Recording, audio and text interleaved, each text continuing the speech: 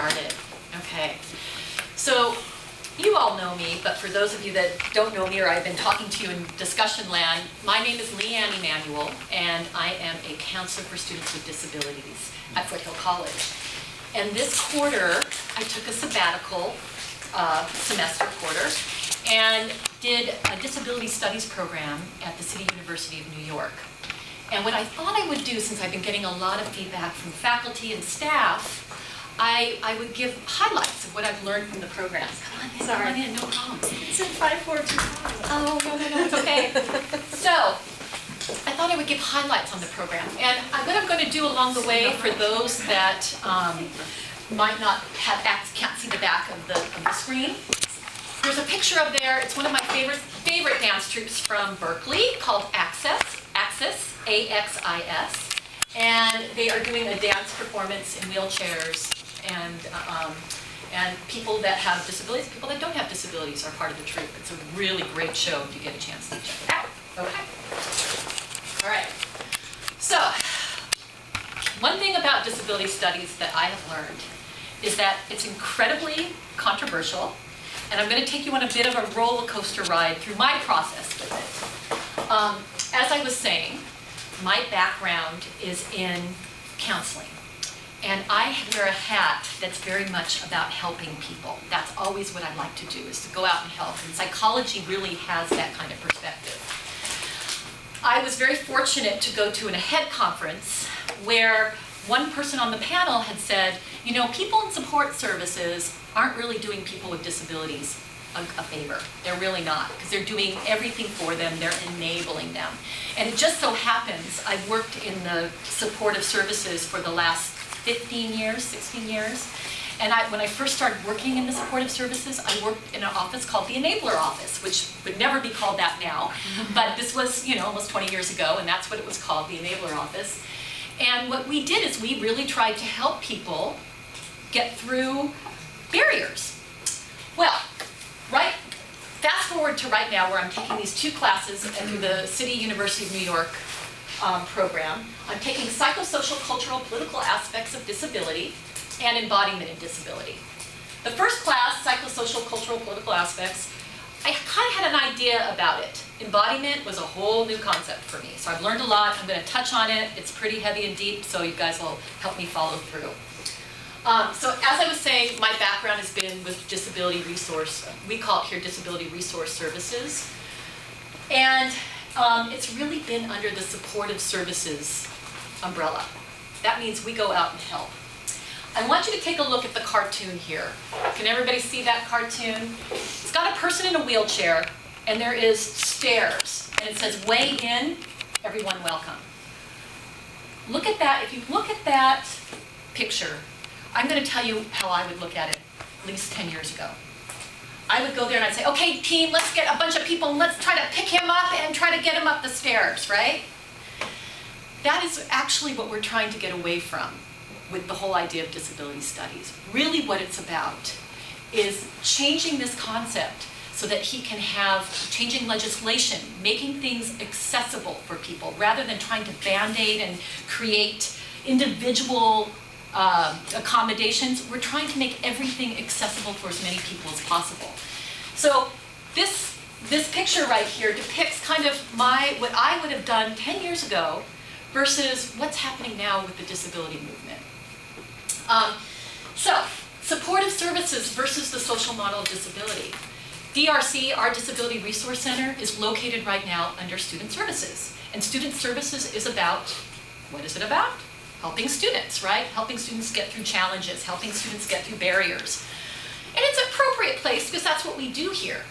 But there's a whole other side to disability studies, a whole other side to the disability movement that we really need to be focusing on. And that is the legal aspects, the cultural aspects, the side that's not so much about disability being a weak concept, but rather a whole movement. If you go here, medical model versus social model of disability, these different contrasts of these two different models are where there has been a kind of a focus of this program. And I'm going to go take you to the medical model first, which has its positives and negatives. I'm going to present it pretty negatively at first. Okay, so medical model. Okay, so you can see the guy in a wheelchair. He's an individual. He's responsible for adapting to everything. He's the one that has to, this is the medical model. Medical model says, basically, that you need to be fixed. The person needs to be fixed. And the reason the person needs to be fixed is because they have something called impairments. And these impairments are that term impairment is important because there's a distinction between impairment and disability when we're talking about the medical model. Individuals have different types of impairments. And so with the medical model, what the medical model is trying to do is trying to band-aid or fix each of these different impairments to make a process so that the person, and the person is actually, the onus is on the person to figure out a way to get through the system with their individual impairments.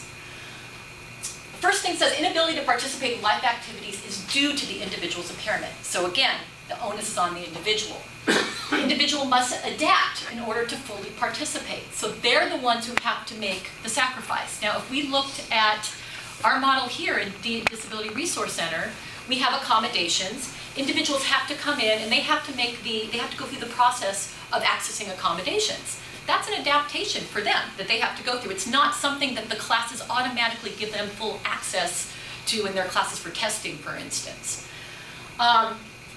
The impairment, the concept under the medical model is that the impairment needs to be fixed or improved in order for the individual to participate. And this is kind of important. It's typically biologically based under the medical model. It doesn't take into consideration the other side, which is the mind and the thinking and the emotions involved. Then we get into this whole idea in the medical model of normal versus abnormal. People with disabilities, are they abnormal? The whole idea behind the medical model is that they are abnormal, and we want to try to move them as closely to the norm as possible. That's the whole idea. Now, in contrast, which is where disability studies comes in, and this is a big, big movement in the disability studies culture, is the social model of disability. Are all of you familiar with the social model of disability? Yes, we've got yeses, and some people are not quite sure. So, disability is this is in contrast to impairment. Disability is not an impairment, okay? Disability is a socially created problem. Society has created the problem because it has not made everything accessible to individuals with differences. The onus is on society. The medical model, the onus is on the individual. The social model, the onus is on society. Disability is not an attribute that is for one person. It's not an attribute for one person. It is of many people's differences. And society, the whole idea behind this is that society wants to create an inclusive, a completely inclusive environment for all differences. So disability is not just one impairment. It means you want to create an accessible environment for all different people. The way to get this to happen is through social action. Social action needs to happen, and we've done this. What's an example of social action? The ADA, the American Disabilities Act. That's a great example of social action. In order to make things completely accessible to education accessible, employment, federally funded employment, that kind of thing, to be accessible, that comes from social action. And that's why this is a really important part, the social model of disability is a really important part of what we learn in disability studies. And we don't learn this model under the umbrella of counseling or providing individual support. In fact, counseling and supportive services a lot of times is connected with the medical model. It's kind of interesting. Okay, so Janet thankfully sent me this picture, and we've seen this picture all over the place, but in a very different way, but I added the little disability aspect to it. So this is the difference between equality and equity. Equity is a big word right now in education. I'm going to ask you right now, do you guys see the difference? So in this first one, there are 3 blocks. Everybody gets the same amount of resources. But it really doesn't help him, because he could have seen it before. She gets 1 box she can barely see, and then the person in a wheelchair can't really use the 1 box anyhow. Then we move over to the other box, And we have one person who is the same person, he can see fine. She's using 2, so she used one of his boxes, and then we have a ramp for the person with the disability, or that has the, in the wheelchair. I have another question. What is wrong with this picture? What's wrong with the second picture?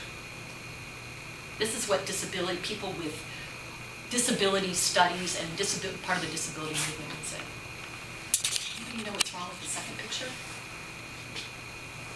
It's a trick question. Why aren't they involved in playing the game? Why aren't all of them involved in playing the game? There's been a lot written about this, and I actually looked it up, and the way disability studies looks at it is that everybody with a disability, everybody with a difference should be involved in the activity, should be able to participate in every activity. Even though that's kind of not the point of what this is showing, it's very interesting how much a blog could go off on this, which I read late last night, how much a blog could go off on a picture like this. You discovered that. I discovered that last night. I'm like, wow, I didn't even think about it that way. I was so happy to see this. But then people that are in a wheelchair were like, how come we're not out there playing? The pictures of the people out there playing don't have wheelchairs. So somebody from anybody like a star from Murderball would be like, hey. All right. Okay, so I'm in education. I'm a counselor in education. And these are areas that I extracted from the classes that I took that I thought would be helpful. I did a huge research report on universal design, which is incredibly controversial, and we were just talking about that. But there were aspects of that I do think that the social model is, that the social model of disability really is talking about. And the whole idea behind universal design is to create a classroom that's as inclusive as possible. There's tons of terminology with universal design. It actually started as an architecture movement to make buildings and to make products so everybody could use them. The one issue, and it's kind of a fallacy, people think that with universal design that it will eliminate barriers. It doesn't eliminate all barriers.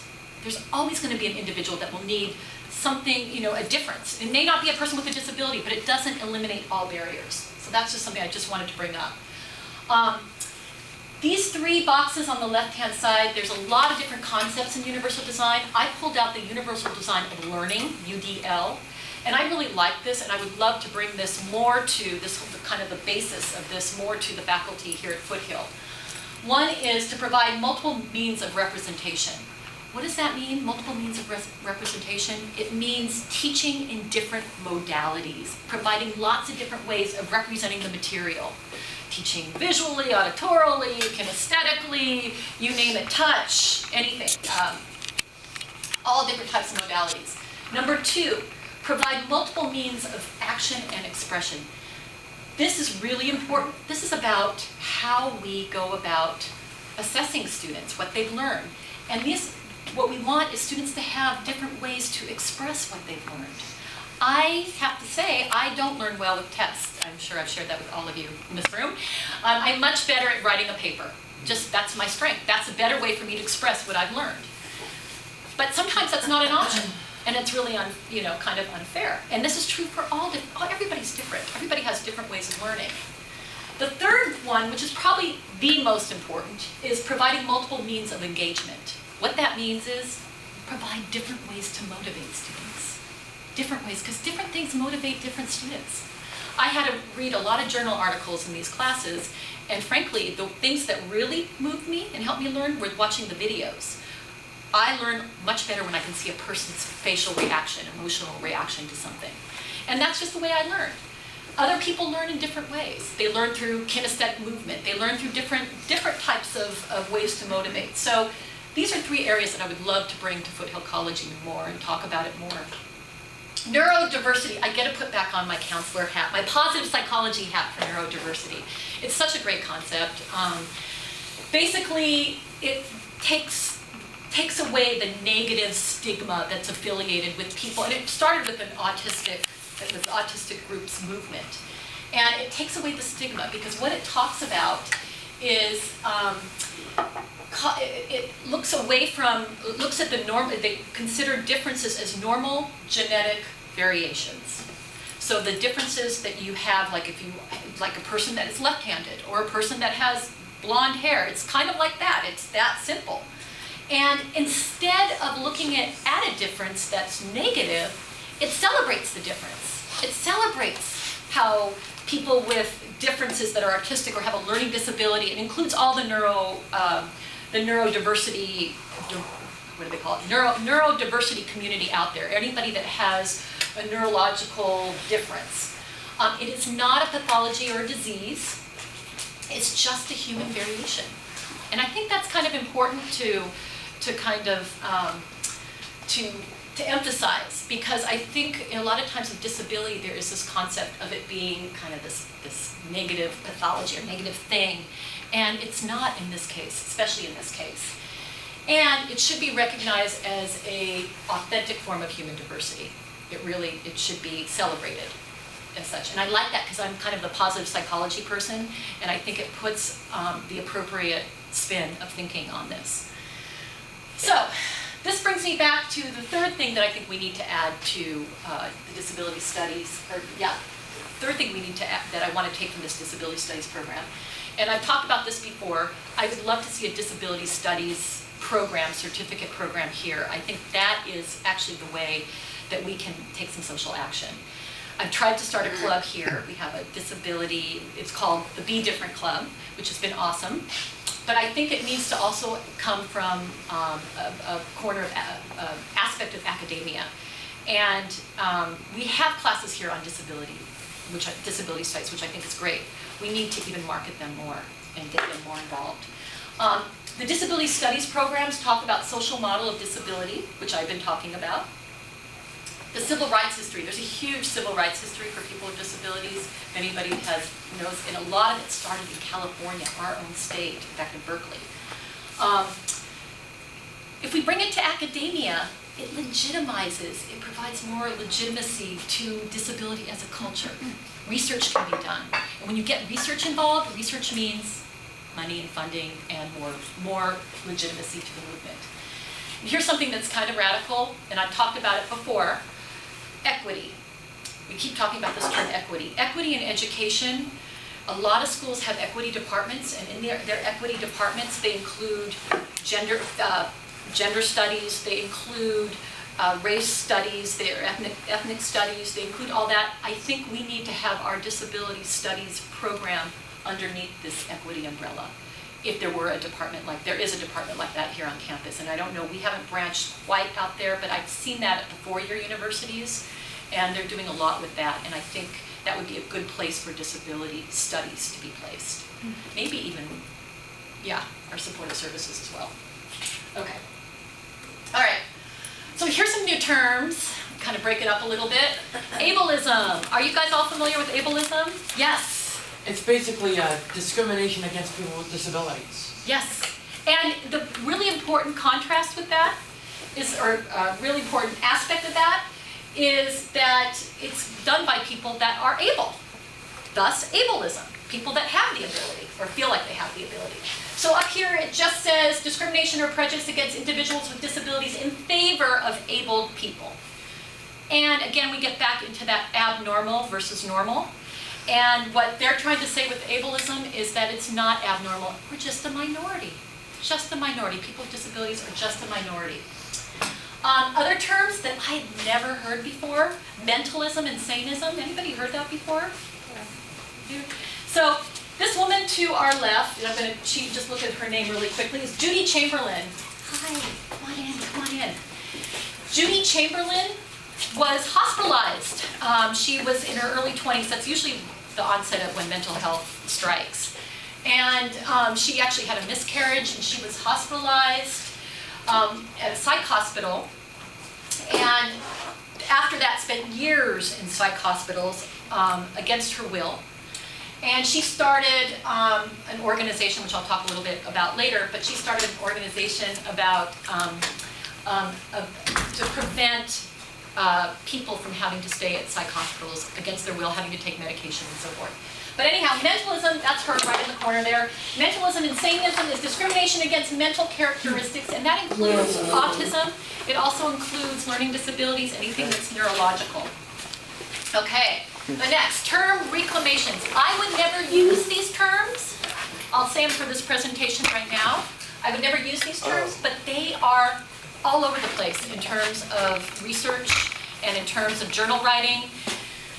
CRIP, and actually I had a student who did some CRIP hop for me, which was awesome. Justin, right over here.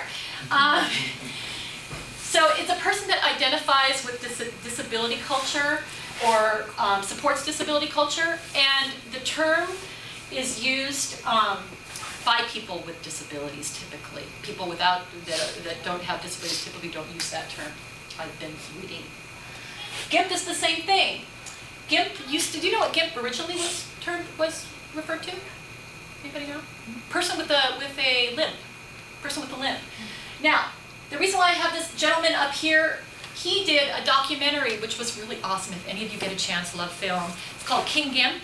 Any of you heard of it? So he did this really incredible documentary and won an Academy Award for it. He's an artist, and he refers to himself as King GIMP in the movie. His name is Daniel Keplinger. So I thought I would add that to this. So he, in terms of these terms, people who have a disability use them. People that don't have a physical disability typically don't use them, from what I've read. All right, let's go to the next one. Okay, this is really complicated stuff, this next slide, and I have to be honest with you. This was one of my classes, Disability and Embodiment, and it is so deep, and these aren't really written in any kind of order, but I'm going to give you my interpretation of what they're talking about and see where it goes. So just embodiment by itself, just the definition of embodiment by itself, is rooting one's identity in the reality of one's body. Okay? Rooting one's identity in the reality of one's body. The way I think of embodiment is kind of autonomy, a holistic autonomy that includes your physical being and your emotional being, based on cultural aspects that affect you, based on the experiences that you've had, and then you have this autonomy that you put out into the world, right? Okay. There's a philosophical movement for something called dualism, which was supported by Descartes. And what disability and embodiment basically talks about is a rejection of this dualism. Dualism is a separation of the mind and the body. Now, some may think that takes you back to, remember the medical model and the problems with the medical model, and it does. But there's some other issues with embodiment too that we need to talk about. Anyhow, just to re-emphasize, there's a rejection of dualism, a rejection of separating the mind and body from the disability movement. The disability movement wants to see, you're 21 years old, your experience of sexuality, for instance, would be very different than a person that lost their sight and their hearing when they turned 20, right? Does that make sense? Who they are in society, how they see themselves, would be very different than if they were born that way. So, like Helen Keller is a really good example. She embodies the person of somebody who was born with she had no concept of hearing or sight, right? So that's her embodiment of that experience. So this is a really big topic in the class that I took, and it's really about trying to hone in on the whole experience of having a disability and what it feels like to have a disability, how that affects your autonomy, who you are, and for the disability movement to move forward, for it to continue to move forward, we have to be really aware of the different experiences people have and understand that they have different experiences.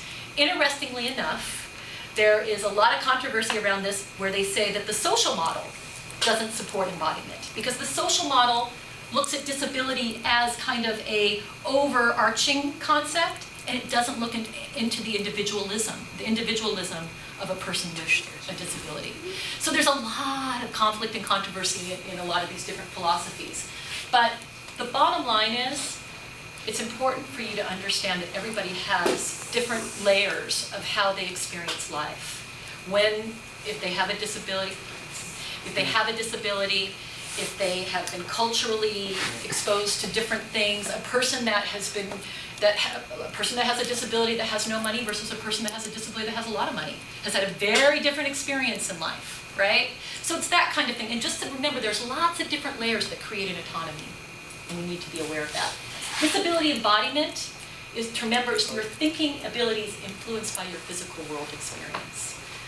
It's complicated. It's really complicated, but it's the beginnings of where they really want to take the movement. Okay. All right. Okay. So this is, I don't know if you can see this picture, but it's a woman laying in the grass. One of the discussions that I had to be involved with, it was to describe what does this picture tell you about her identity, and I don't know if you can really see it, but it's the cover of a book. And Tobin Sievers he wrote Disability Theory, and it's all about disability and embodiment. And he kind of mediates between the medical model and the social model. And in the picture, there's a woman that's lying there, and she is looking in the mirror, and she's describing what she's supposed to see, what she sees in herself. And she's in lipstick, I don't know if you can tell it's lipstick, is drawing a picture of the body, on her body. And I wrote pages on this because it really spoke to me. And I think it's kind of, what I'm trying to do is demonstrate disability and embodiment with this, how we feel about ourselves, our whole autonomy, the cultural aspects, who we are, all of that. And you can think in the back of your mind what this means for you, or when you see this type of picture. It kind of reminded me of Picasso's, anybody see, what is it called? The Mirror, Girl in the Mirror. Girl in the Mirror. Kind of reminded me of that, but this one has more of a disability aspect. So. And what was the girl in the mirror? The Girl in the Mirror, yes, yeah. Oh, this is so small. Okay, so lots of controversies in disability studies, lots of controversies. I'm sorry, I'm going to try to read it out loud. Eugenics, stuff I did not know. Does anybody know what eugenics is? Yeah. Basically, the point of eugenics was to, improve the human race by filtering out people who are considered undesirables. Back in the 20th century, people with disabilities were forcibly sterilized to prevent themselves from reproducing and expanding disability into the next generation. That's right. That's right. And this occurred, you guys. So I always think of eugenics with Nazi Germany. Occurred in the United States. Occurred all over, but it happened in the United States. 1970 was the last time this law was denounced. I know. And not only that, one thing I learned was that Nazi Germany looked at California's laws for sterilization and used that as a model, which was kind of interesting. The whole idea of this, as Justin was saying, he gave a beautiful definition, is to kind of perfect the race by sterilizing people that they were concerned would have children, and the negative traits would continue. One reason they wanted to do this was because the sanitariums and the orphanages were filled, and they didn't have money to support it, so that was kind of one of the reasons why they were thinking in terms of this. And this picture is people protesting in the 60s and 70s, or in the 70s actually, against the sterilization of mothers in these homes, in sanitariums and so forth.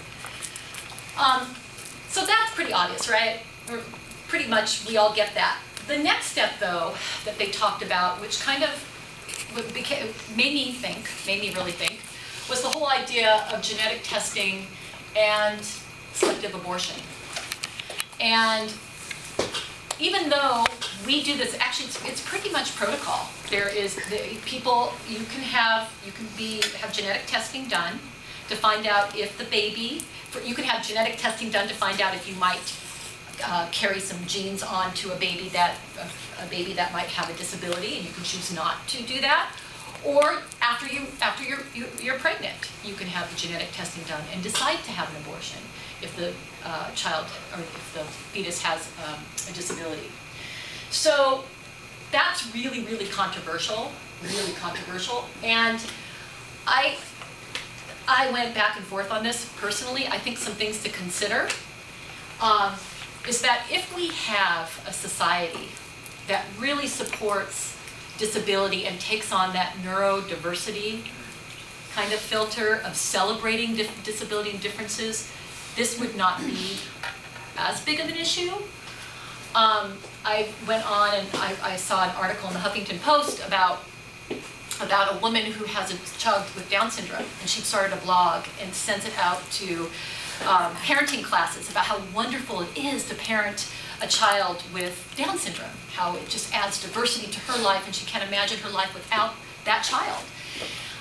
So the other part to it is there's two other aspects that I think we need to do in order to help parents make the right decision as to whether a selective abortion or having an abortion is the right thing to do.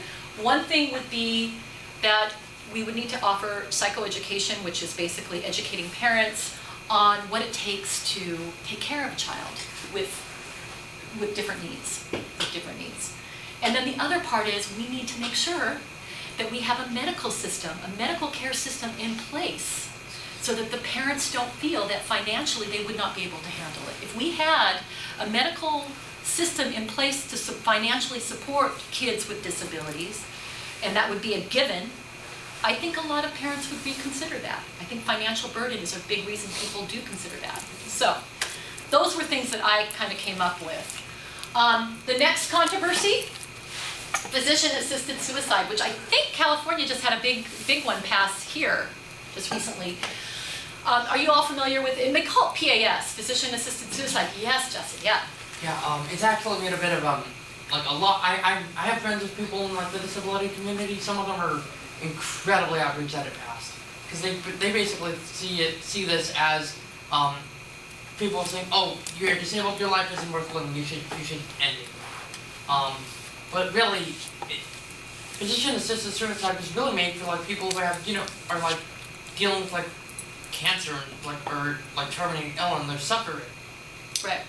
Right, so there's a lot of controversy around this. I read a story about a gentleman by the name of Larry McAfee, and he was in a motorcycle accident in his 30s. And he was a really active guy. This was a huge lawsuit. He went to the court system. He became kind of quadriplegic and was relying on tubes to breathe. And he went through the court system to try to end his life. And it was a long process. And in that process, in the beginning, he was stuck in a hospital because of not a lack of insurance in the state that he was, actually, it gets very political, but in the state that he had the accident in, the state did not have the kind of insurance another state would have.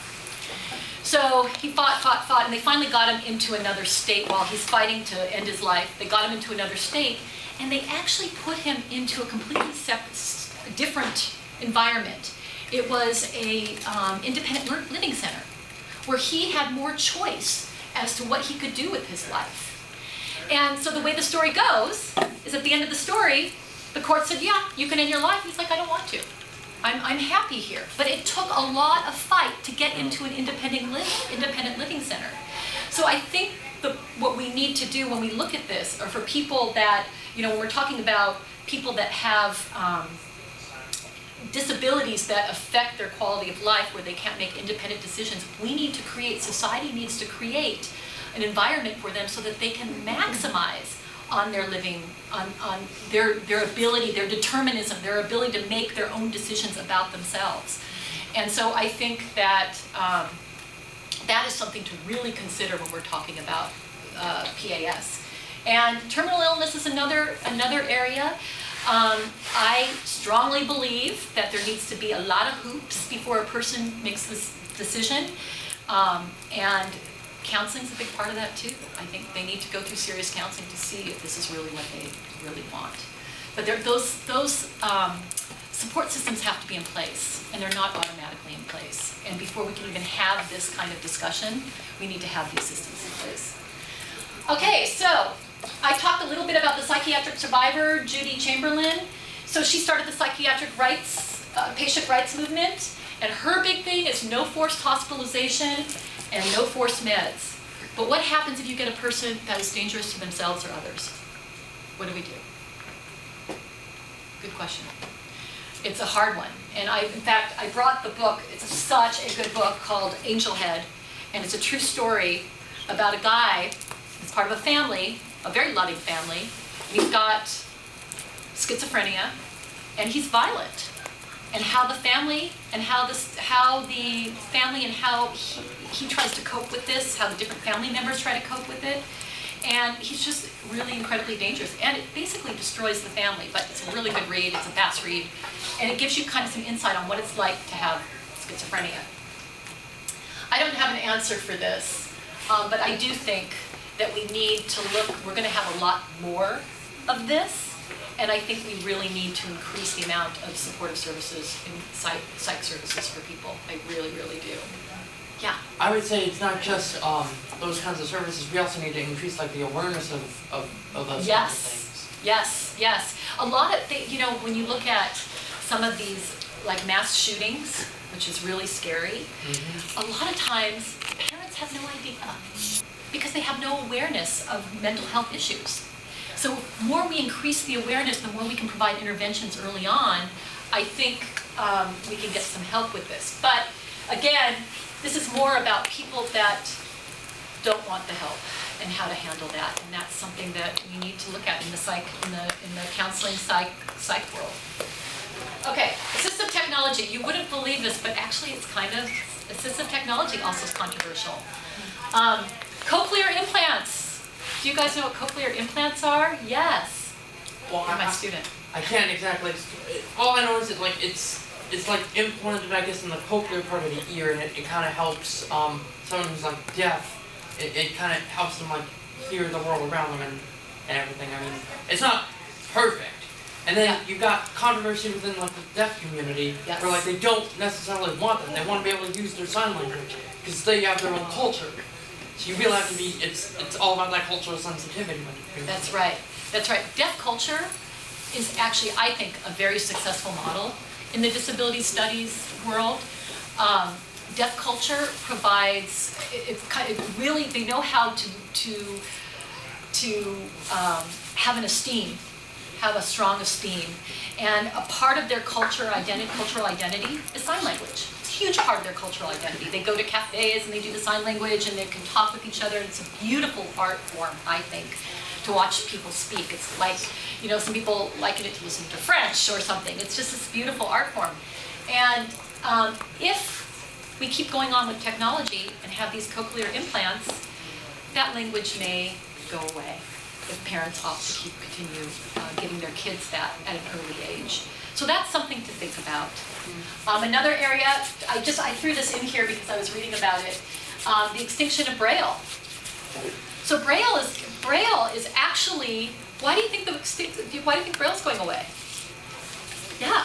Technology. And we have electronic resources. And honestly, someone who's like in the VI population, like that really can't happen because you've got students I think who would still feel like Braille gives them that tactile ability, and the technology's great, but you need to be able to still know Braille.